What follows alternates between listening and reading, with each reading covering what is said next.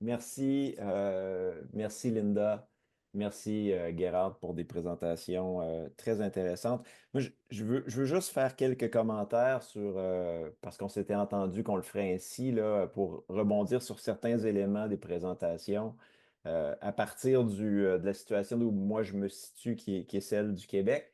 Avant, je vais en profiter pour saluer parce que je la vois dans le coin de mon écran.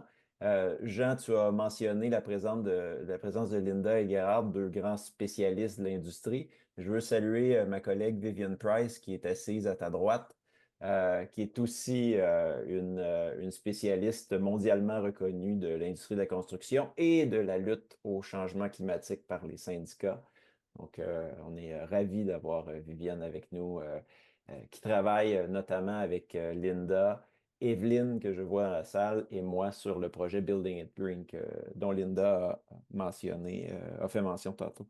Euh, Peut-être, en fait, une des choses qui ressort de façon assez évidente des deux présentations de nos conférenciers, euh, c'est l'important d'un outillage institutionnel ou d'une présence syndicale euh, active et massive pour être capable de franchir les obstacles qui nous séparent du genre de transition dont on a besoin. Euh, Souvent, et notamment dans l'équipe que je mentionnais tout à l'heure, on parle du Québec comme une espèce d'Eldorado de la régulation dans la construction en territoire nord-américain, en sachant qu'on a les Américains comme voisins, que le reste du Canada est aussi une économie libérale de marché, pour reprendre la terminologie de la variété capitaliste. Euh, je- Mes commentaires, en fait, vont peut-être avoir pour effet d'atténuer ça, puis revenir un peu sur une chose qu'Evelyne a présentée hier sur les obstacles qu'on connaît au Québec.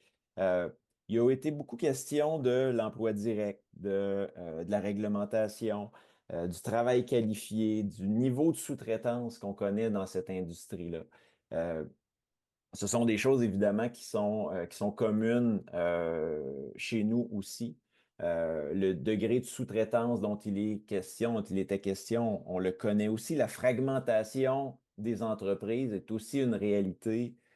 Ici, on a l'avantage d'avoir une régulation sectorielle, comme dans certains des pays qui ont été mentionnés par Linda, comme l'exemple allemand dont Gerhard nous a fait mention. Mais, mais cet appareillage-là ne prévient pas tout. Et il y a des défis immenses en ce moment qu'on constate en territoire québécois, et souvent qui ne sont pas visibles immédiatement. C'est-à-dire qu'on a un très grand système élaboré de négociation collective, mais puis Philippe Lapointe, qui est dans la salle, saura en témoigner. On a aussi un dialogue social qui est paralysé à plusieurs égards. On a plusieurs instances de participation paritaire dans l'industrie de la construction. Et ce qu'on constate, c'est que, en fait, ces instances-là ne produisent pas nécessairement les résultats qu'on souhaiterait les voir réalisés. Euh, En ce qui a trait à la compétence, qui est un enjeu majeur, on l'a vu, Linda vient d'en parler avec beaucoup de conviction et en le soutenant très bien. Euh, on a toujours au Québec, je regardais les chiffres de la Commission de la construction, on a toujours au Québec environ 84 pardon, de la main-d'œuvre de construction qui est de la main-d'œuvre qualifiée. Mais ces données officielles-là, elles dissimulent une autre réalité, c'est-à-dire que la pénurie de main-d'œuvre que l'on connaît depuis des années a fait en sorte qu'on a des entrées sur le marché du travail parce qu'on appelle des bassins de main-d'œuvre, donc de la main-d'œuvre non qualifiée qui entre dans l'industrie et acquiert un droit de travailler avec promesse de se qualifier ultérieurement. Or, ce qu'on constate en ce moment, c'est que la qualification en question, elle ne se réalise pas et elle ne semble pas vouloir se réaliser dans le futur. Et ça va être un défi considérable pour le Québec. Donc, derrière des arrangements institutionnels qui sont très séduisants, très prometteurs, il y a une livraison, hein, une effectivité qui n'est pas nécessairement au rendez-vous. Et ça va présenter d'immenses problèmes, d'autant plus que dans le contexte québécois, on vient de rater une une opportunité exceptionnelle, c'est-à-dire qu'un projet de loi qui était pompeusement appelé Modernisation de l'industrie de la construction a été adopté au printemps dernier. Et la seule solution qu'on offre en termes d'outillage des travailleurs et des travailleuses pour relever les défis de demain, c'est de créer des zones toujours un peu floues de flexibilité entre les métiers, parce qu'on a un système de métiers au Québec, hein, 25 métiers réglementés. Euh, donc, une régulation qui va devoir se préciser à coup de conflit de compétences devant les tribunaux administratifs spécialisés dans certains cas. Plutôt que de repenser le système de formation et de qualification professionnelle dans l'esprit de ce que Gerhard nous a présenté sur ce qui existe en Allemagne, mais aussi de ce que Linda a présenté hier, mais aussi aujourd'hui, sur d'autres expériences, comme l'expérience danoise, comme l'expérience suédoise, comme ce qui se fait en Belgique.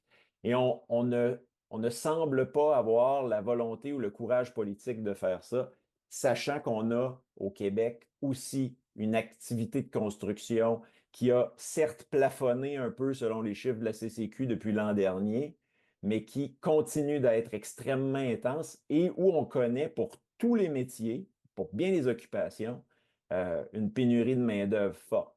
Donc, on pourrait se servir de ces instruments-là pour attirer de nouvelles personnes, pour diversifier l'industrie, parce que oui, évidemment, au Québec aussi, on a ces problèmes-là de diversité dans l'industrie de la construction. Et on a beau piloter des mesures de la part de la CCQ, on a beau avoir des initiatives, des efforts qui sont faits par les partenaires patronaux et syndicaux dans la construction, on arrive toujours à des résultats décevants. Euh, Certainement, même dans des banlieues éloignées de Québec comme la mienne, on commence à entendre parler espagnol sur des chantiers de construction. Mais lorsqu'on le fait généralement, lorsqu'on entend l'espagnol, on entend ça de la bouche de personnes qui sont ici temporairement sur des programmes d'immigration instrumentaux et utilitaires et qui ne présentent pas des solutions à long terme, qui ne présentent pas des solutions qui sont à la mesure de la justice que l'on souhaite pour cette industrie-là, certainement. Euh, et peut-être pour terminer sur une note un peu moins déprimante, parce que la taylorisation à laquelle Linda fait référence, et on a eu des débats, Linda, moi et notre collègue Lee Loftus, qui est sur l'équipe de Building It Green, qui est calorifugeur de métier. Le métier est un château fort en Amérique du Nord de la qualification professionnelle. Est-ce que ça veut dire qu'il faut s'y tenir absolument et préserver coûte que coûte les frontières entre les métiers? Ben, certainement pas, puisque les équipes de recherche auxquelles Linda a participé nous a bien montré comment est-ce qu'il faut être capable de collaborer, comment est-ce qu'il faut élargir euh, l'emprise que chacun des groupes occupationnels peut avoir sur le travail, question qu'on soit capable de produire le genre de bâtiment dont on a besoin. Euh, un des obstacles qui a été identifié et par Linda et par Gerhard, c'est celui de la fragmentation de l'industrie. On a de la difficulté à réguler efficacement l'industrie de la construction à cause du nombre d'entreprises et particulièrement de petites et de très petites entreprises. Un des changements dont on parle beaucoup et dont il se parle beaucoup dans ce colloque-ci, c'est celui des changements technologiques. Et dans la construction, un de ces changements-là, c'est celui de l'implantation de la modélisation numérique des bâtiments. Le gouvernement du Québec, comme plusieurs États euh, ailleurs dans le monde, a investi des sommes considérables pour que les projets publics soient des projets BIM.